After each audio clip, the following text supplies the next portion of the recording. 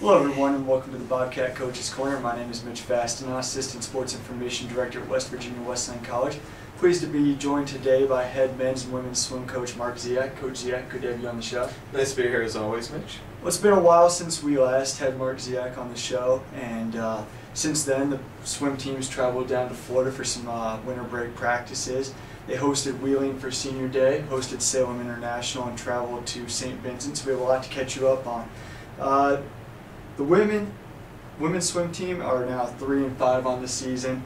That includes Invitational at Indiana, PA, where they finished 4th out of 7 teams. The men, meanwhile, are 5-2. They finished 2nd out of 5 teams at the IUP Invitational as well.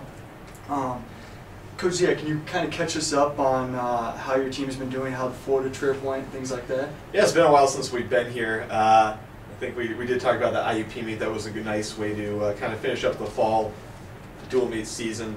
Kids performed very well there. I was happy with the times.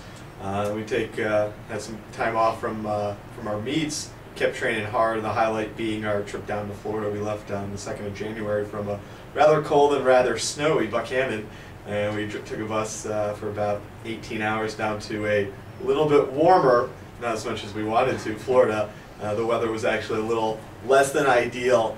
You plan these trips months in advance in the summer, and you hope for the warm weather. It was a little cool. We had some days in the 40s, some mornings where we woke up and it was 30, so it really kind of affected how we were able to train. Most of the time when we go down there, teams typically practice twice a day, once in the morning, once in the evening.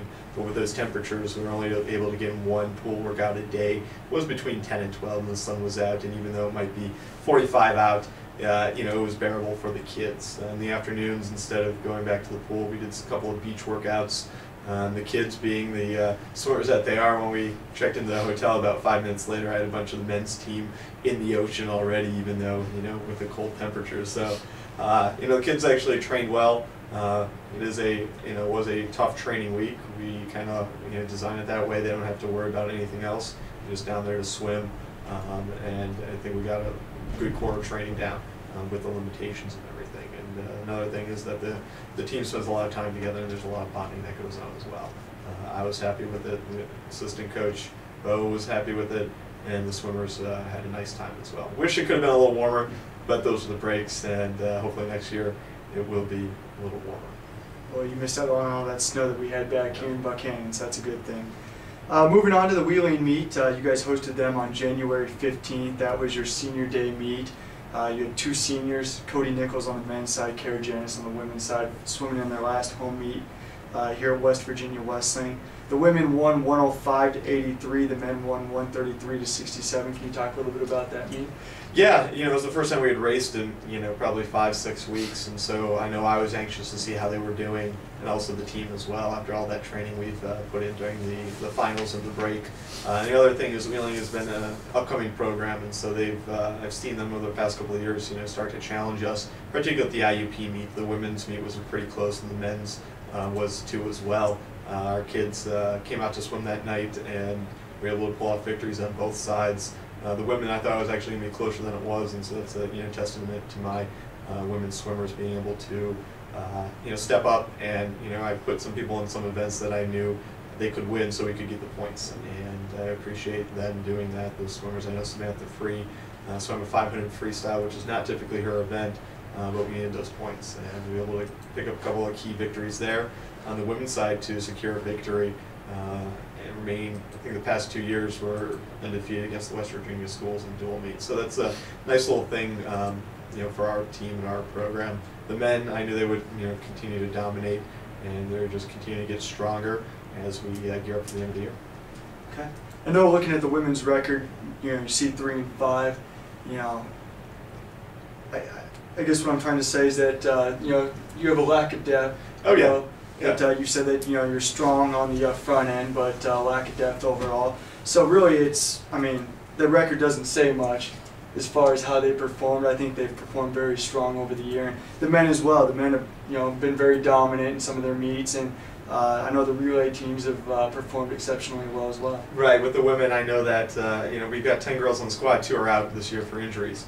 If we had one or both of them, we could easily have two meets that we lost on the women's side, and so that just shows you we're just 1 or 2 swimmers away from being really really solid, and losing only 1 senior, and we're busy picking up recruits for next year. It's going to get better. So the future is definitely bright. Moving on to the St. Vincent meet on January 23rd. It was the day after you guys hosted Salem and posted a dominating sweep there.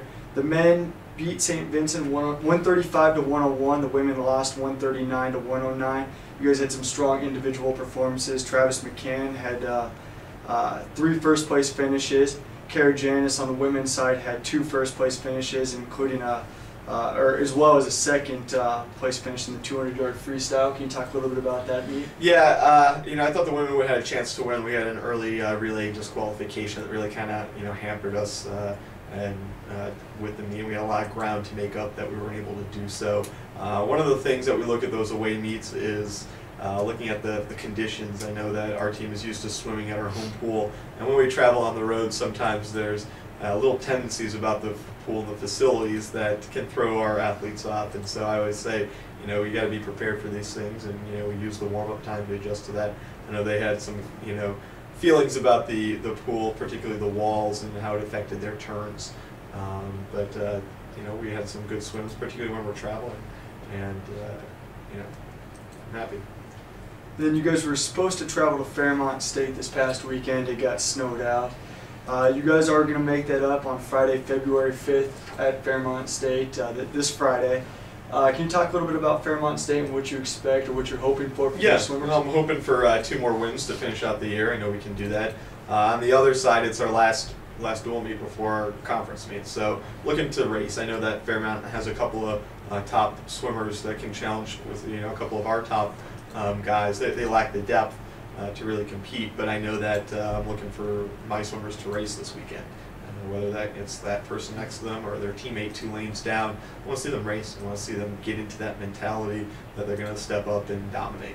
Because that's kind of the mental focus, the mental outlook that we're looking for as we head into the conference meet.